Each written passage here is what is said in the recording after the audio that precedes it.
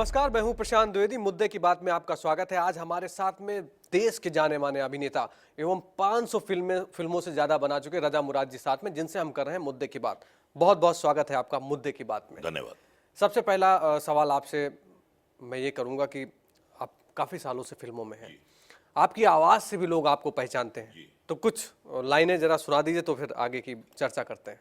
क्या फायदा फिक्रे बेशो कम से होगा, क्या फायदा फिक्रे बेशो कम से होगा, हम क्या हैं कि जो कुछ हमसे होगा। क्या फायदा फिक्रे बेशो कम से होगा, हम क्या हैं कि जो कुछ हमसे होगा।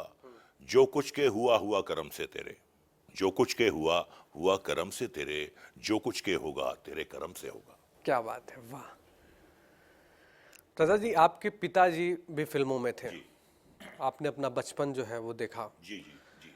तो आपका फिल्मों में आना कैसे हुआ? क्या पिताजी प्रेरणा स्रोत थे आपके, कि मन में एक पहले से ही ललक थी कि नहीं हमें फिल्म इंडस्ट्री में ही जाना है? बड़ा अच्छा सवाल किया आपने। एक मिसाल है कि बाप पर पूत पिता पर घोड़ा, बहुत नहीं तो थोड़ा थोड़ा। तो बाप तो इंस्पिरेशन होती है हर हर बेटे की। अब ये था कि मुझे ये नहीं मालूम था कि मुझ में अभिनय करने की योग्यता है या नहीं, सलाहियत है या नहीं, ये मुझे मालूम नहीं था। अब कुछ ना कुछ तो करना ही था। तो जब मैं नौउम्री में पहुंचा, 15-16 साल की मेरी जब उम्र हुई, तो हार्मोन्स चेंज होते हैं, तो एक आवाज में तब्दीली आई। लोगों ने ये कहना शुरू किया कि आपकी आवाज जो है आपके पिताजी जैसी होती जा रही है, जो मेरे लिए एक बहुत बड़ा कॉम्प्लीमेंट था। देखिए, शौक तो सबको होता है, शौक नहीं होता है, हर इंसान सेलिब्रिटी बनना चाहता है, हर इंसान मशहूर होना चाहता है। और लोग समझते हैं कि सबसे आसान शॉर्टकट जो है सेलिब्रिटी बनने के लिए या मशहूर होने के लिए, वो एक्टर बनना है। ये आम खाम ख्याली है लोगों की। मैंने ये सोचा कि मैं कोशिश करता हूं। मैंने ये भी सोचा कि मैं अपनी जिंदगी के 5 साल कोशिश करने में गुजारूंगा, और अगर 5 साल तक कुछ नहीं होता है तो मैं कुछ और करूंगा। एक चांस लिया। फिर मेरे वालिद साहब ने मुझे ये सलाह दी कि बेटा, उन्होंने कहा कि हमारे ज़माने में कोई एक्टिंग इंस्टीट्यूट्स नहीं होते थे, आज अगर हैं तो आप उसका फ़ायदा उठाइए। 1969 में film and television institute of India में बाकायदा मुझे compete करके एडमिशन मिला। 2 साल हमने वहाँ बड़ी मेहनत की, और उसके बाद जब हम 20 साल की उम्र में हम जब पास आउट करके आए, अब 20 साल की क्या उम्र होती है साहब। फिर भी मैंने ये सोचा कि 5 साल में दूंगा, 25 साल तक अगर स्ट्रगल करने के बाद कुछ नहीं होता है तो टैक्सी चलाऊंगा, कुछ बिजनेस करूंगा। तो मैंने सोचा कि मैं कोशिश करूंगा। अब पहली फिल्म मिली एक नज़र, लोगों को बड़ा अच्छा काम लगा उसमें। अमिताभ बच्चन, जया भादरी थे उसमें, और B.R. इशारा ने फिल्म डायरेक्ट की थी। काम लोगों को बड़ा अच्छा लगा, लेकिन फिल्म नहीं चली। उसके बाद जोगिंदर साहब ने मुझे लिया। तो हालत ये हुई कि जब पहली फिल्म मेरी रिलीज हुई तो मेरे पास टैक्सी में बैठने के पैसे नहीं होते थे, तो मैं बसों में सफ़र करता था। तो लोग बड़ा मजाक उड़ाते थे। अब लोगों ने पहचानना शुरू कर दिया था, फिल्म का एक एक्टर है। तो कभी कमेंट्स भी सुनने को मिलते थे, कहने लगे कड़का है ये तो एक्टर, बस में जा रहा है। कभी किसी ने कहा कि ये तो पहली और आखिरी फिल्म है इसकी। तो ये ऐसे कमेंट्स सुनने को मिलते थे। खैर ठीक है, कोई बात नहीं। उसके बाद जोगिंदर साहब की फिल्म थी बिंदिया और बंदूक। वो फिल्म बहुत अच्छी चली, लेकिन कम बजट की फिल्म थी, कोई एक क्लास फिल्म नहीं थी। लेकिन हालात बदले नमक हराम से। ये फिल्म मुझे गुलजार साहब ने दिलवाई और गुलजार साहब ने रिकमेंड किया मुझे। तो ऋषिदा ने मुझे बुलाया, ऋषिकेश मुखर्जी ने। उस जमाने में ऋषिदा इतने पॉपुलर थे एक्टर्स में कि कोई भी उनके साथ काम करने के लिए अपने दायां बायां हाथ दोनों दे सकता था। मेरी कभी हिम्मत नहीं उनके पास जाने की कि यार इतना बड़ा डायरेक्टर है, वहां तो लाइन लगी है, तो मुझ जैसे छुट भइएगा तो वहां पे कोई चांस ही नहीं होगा। तो मैंने हिम्मत ही नहीं की कभी उनके पास जाने की। लेकिन उनकी तरफ से ऑफर आया। उन्होंने कहा कि एक छोटा सा रोल है लेकिन 10 साल तक लोगों को याद रहेगा ये रोल, और ये भी कहा कि लकी एक्टर्स को ये रोल 20 साल में एक बार मिलता है और अनलकी एक्टर्स को जिंदगी में कभी नहीं मिलता है। बड़ी फिल्म थी, बड़ा सेटअप था, 2 सुपरस्टार्स, 2 ग्रेट एक्टर्स एक साथ थे। आनंद के बाद राजेश खन्ना और अमिताभ बच्चन,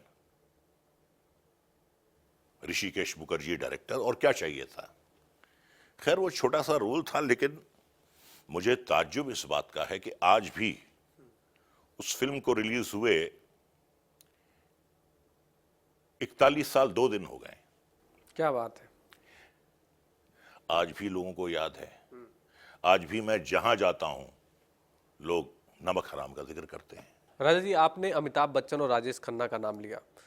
मैं ये जानना चाहता हूँ कि आपके नज़रिए में कौन सा स्टार जो है वो सुपर स्टार है इन दोनों लोगों में से? देखिए, जो जमाना राजेश खन्ना ने देखा है वो मुख्तसर जमाना था, 3 साढ़े 3 साल का। वो तो किसी ने नहीं देखा।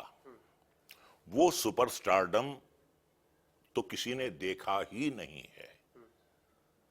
और जो उस जमाने में राजेश खन्ना की फिल्में देखते थे, अब तो खैर एक जनरेशन बदल गई है, वैसा जलवा, वैसी क्रेज, वैसा हिस्टीरिया तो हुआ ही नहीं। 6 फिल्में एक साथ लगी हैं और 6 की 6 सिल्वर जुबली। वो कमाल था, वो दौर कमाल का था। अमिताभ बच्चन ने जिंदगी में बड़े उतार चढ़ाव देखे। जंजीर से पहले उनकी कुछ 16 फिल्में फ्लॉप हुई थी। जंजीर 1973 में लगी। 41 साल हो गए जंजीर को लगे हुए।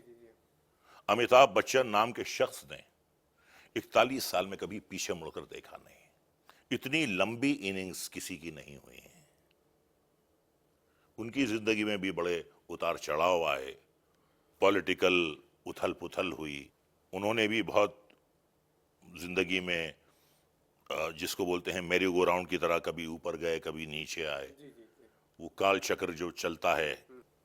लेकिन क्योंकि इतने अच्छे एक्टर हैं, इतने पॉपुलर हैं, इतने लोकप्रिय हैं और इतना उनमें टैलेंट है, जितना अरेबियन कंट्रीज से ऑयल निकलता है, निकलता रहता है, निकलता रहता है, इसी तरीके से जो अमिताभ बच्चन का टैलेंट है वो निकलता रहता है, निकलता रहता है, निकलता रहता है।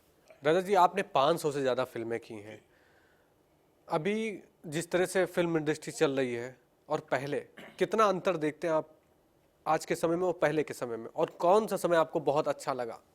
देखिए, मैं उन सीनियर्स में से नहीं हूं जो ये कहे कि साहब जमाना तो हमारा था, फिल्में तो हमारी बनती थी, काम तो हम करते थे। नहीं, आज भी अच्छी फिल्में बनती हैं। करण जौहर अच्छी फिल्में बनाते हैं, आदित्य चोपड़ा अच्छी फिल्में बनाते हैं, राजकुमार बरजाटिया अच्छी फिल्में बनाते हैं, संजय लीला बंसाली अच्छी फिल्में बनाते हैं। बहुत अच्छे अच्छे मेकर्स भी हैं, ऐसा नहीं है। देखिए क्या है कि उस जमाने में, मैं अपने जमाने की बात कर रहा हूं, फिल्म जब 1 करोड़ का बिजनेस करती थी तो उसे सुपर हिट माना जाता था। 1 करोड़ का बिजनेस उसने एक टेरिटरी में किया 25 हफ्ते में। आज एक फिल्म, एक कामयाब फिल्म 1 हफ्ते में 100 करोड़, 110 करोड़, 140 करोड़ तक का धंधा एक हफ्ते में कर लेती है। पहले क्या था कि यह देखा जाता था कि फिल्म का कितना बड़ा रन है, 100 डेज बनाएगी, सिल्वर जुबली करेगी, गोल्डन जुबली करेगी, प्लेटिनम जुबली करेगी, डायमंड जुबली करेगी। आज जमाना बदल गया है, जो भी फिल्म है वो 4-5 हफ्ते से ज्यादा नहीं चलती, क्योंकि इतने थिएटर्स में उसे एक साथ लगा दिया जाता है, तो पूरा पैसा जो है वो डिस्ट्रीब्यूटर एक साथ बटोर लेता है। आज बिजनेस बहुत ज्यादा हो गया है, लेकिन रनिंग कम हो गई है। दूसरी बात यह है भाई, मुगल आजम जो अपने वक्त की सबसे कामयाब फिल्म थी, 1 करोड़ में बनी थी। आज एक कामयाब हीरो फिल्म के 60 करोड़ ले लेता है। अगर 1 करोड़ आप उसको साइनिंग अमाउंट देंगे तो वो मुंह पे मार देगा कि क्या कर रहे हैं आप। जमाना बदल गया है। देखिए, टेक्निक ने बड़ा इंप्रूवमेंट किया है, कुछ डायरेक्टर्स आए हैं, उन्होंने नए तजर्बे किए हैं, उनके तजर्बे कामयाब भी हुए, लेकिन 2 चीजों में गिरावट आई है, एक तो संगीत में और एक लेखनी में। संगीत में शोर हो गया है, मेलोडी गायब हो गई है, रस गायब हो गया है। आज कौन सा सिंगर है हमें पता नहीं चलता। हमारे जमाने में बेहरा भी बता देता था कि ये मुकेश हैं, ये किशोर कुमार हैं, ये मोहम्मद रफी हैं, ये मन्ना डे हैं। उनके जाने से जो एक जगह में खला हुई है वो आज तक पूरी नहीं हुई है। म्यूजिक बहुत लाउड हो गया है, सिंगर्स कौन है कान पहचानते ही नहीं है, और डायलॉग, कहानी, स्क्रीन प्ले और गीत, लेखनी के हर डिपार्टमेंट में गिरावट आई है। ना वैसे लिखने वाले हैं, ना वैसे संवाद हैं। आज मुकालमे, एक मुकालमे पे जो तालियां बजती थी, सलीम जावेद के डायलॉग, कादर खान के डायलॉग, आज वो नहीं है। उस जमाने में मद्रास की फिल्में बनती थी और वो बड़ी घरेलू टाइप की फिल्में होती थी, फैमिली ड्रामेस होते थे, वो बनना बंद हो गए। रिवेंज की फिल्में बनती थी, वो बननी बंद हो गई। डेकॉइट सब्जेक्ट्स बनते थे, वो बनने बंद हो गए। विलन्स होते थे बड़े जोरदार, अब फिल्म में विलन्स ही नहीं है। ठीक है, अफसोस की बात यह है कि आज नई कहानियों के बजाय पुरानी फिल्म्स के रीमेक बन रहे हैं। डॉन 1, डॉन 2, जंजीर 1, जंजीर 2, अग्निपथ, अग्निपथ 2। अरे भाई, नई कहानियां लाओ यार। वो फिल्में तो लोग देख चुके हैं, उन फिल्मों से आपका मुकाबला हुआ तो आप कहीं ठहरेंगे नहीं। चलिए, आपने विलेन की बात की राजा जी, आपने काफ़ी सारे फिल्म में जो है विलेन का रोल किया, तो कितना आपको, अगर सोशल लाइफ में देखा जाए, आप कई जगह पे जाते थे, तो आपको उस टाइम कैसा लगता था? लोग मतलब एक विलेन को ये रोल करना भी अपने आप में एकदम अलग था, एक विलेन और एक हीरो, कितना अंतर देखते हैं आप इसको एक रियल लाइफ में? और हाँ, नहीं, लड़कियां देख के 10 कदम पीछे चली जाती थी, बच्चे सहम के माओ की गोदों में चले जाते थे, माएँ भी ठिठक जाती थी देख के। और एक फिल्म थी जानी दुश्मन, जिसमें मैंने भूत का रोल किया था। मैं एक शादी में गया, कहने लगी तो भूत आ गया। भूत आ